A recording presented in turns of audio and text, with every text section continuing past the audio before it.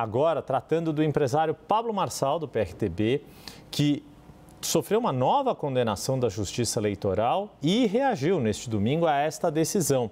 O TRE, o Tribunal Regional Eleitoral de São Paulo, condenou o Pablo Marçal por abuso de poder econômico por causa da campanha à Prefeitura de São Paulo.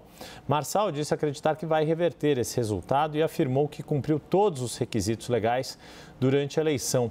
Duda Cambraia, quem vai trazer os detalhes desse caso, uma ação que foi movida pelo PSB, que tinha como candidata na época a deputada federal Tabata Amaral e conseguiu esta condenação de Pablo Marçal. Duda, sua informação, muito boa noite, bem-vinda.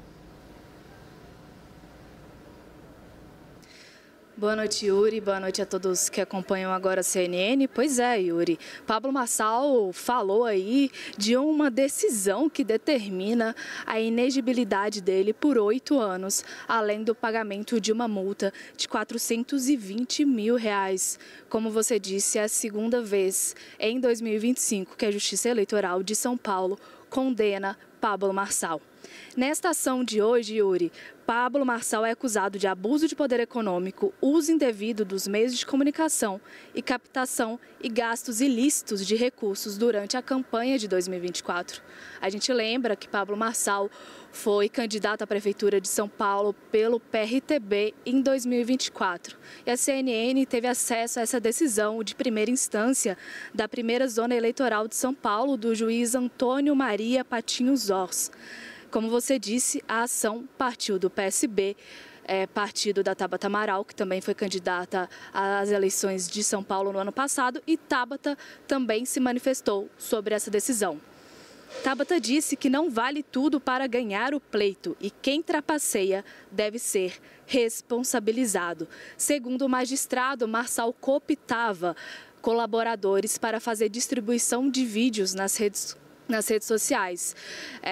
A decisão aponta que Marçal ensinava esses usuários a cortar os vídeos, fazer os cortes, que são aqueles vídeos menores de 1 minutinho.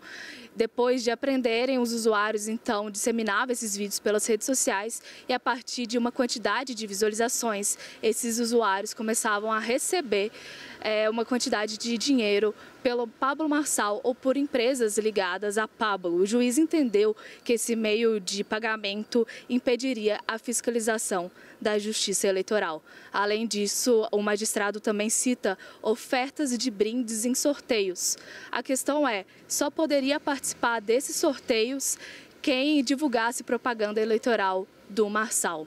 A gente lembra, Yuri, que na primeira condenação, em abril de 2025, a pena é muito parecida também, de 8 anos, inelegível, né? Mas eu conversei com alguns advogados do direito eleitoral para entender essa questão e uma pena não se soma à outra. Portanto, ficam 8 anos a partir da data da eleição de 2024, cabendo, claro, recurso. Então, provavelmente teremos novos capítulos dessa história e a gente continua acompanhando. Volto com você no estúdio, Yuri. Sem dúvida alguma, vamos acompanhar. Obrigado, Duda Cambraia, com as informações ao vivo aqui de São Paulo. Deixa eu voltar a conversar com meu amigo Caio Junqueira, porque, Caio, já havia uma primeira condenação por inelegibilidade de Pablo Marçal, o que embaralha um cenário, principalmente aqui em São Paulo. Ele próprio já mencionou que talvez, se Tarcísio de Freitas disputar a presidência, poderia ser ele candidato aqui ao governo estadual. Como é que você está avaliando os caminhos políticos de Pablo Marçal e como eles afetam a disputa aqui no estado de São Paulo, maior colégio eleitoral das eleições do ano que vem?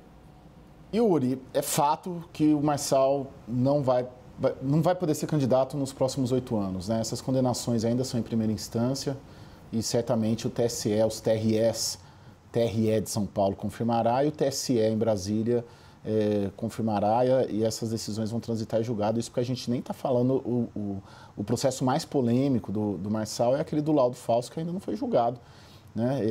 E que para muita gente foi aquele laudo falso até que tirou ele do segundo turno, né? A diferença dele para o Ricardo Nunes foi muito próxima e muita gente, até do entorno dele, acredita a não ida dele ao segundo turno pelo episódio do laudo falso. Ou seja, Pablo Marçal é carta fora do baralho, na minha percepção. Ele não terá condições eleitorais ali pela legislação eleitoral de ser candidato.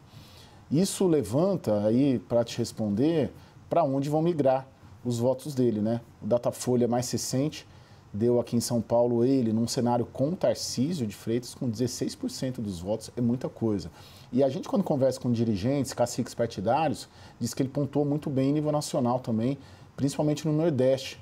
Que no Nordeste ele conseguiu ter uma entrada muito boa. Agora, não podendo, não conseguindo ser candidato, que é a tendência, esses votos vão migrar para alguém, certamente, ou para um outsider que ainda não apareceu, né, um novo Pablo Marçal, ou mesmo para os candidatos aí que estão se posicionando no campo político da direita, né? Aí tem o Ronaldo Caiado, aí tem talvez o Zema, Eduardo Leite, enfim, de alguma maneira esses votos vão para o campo político da direita.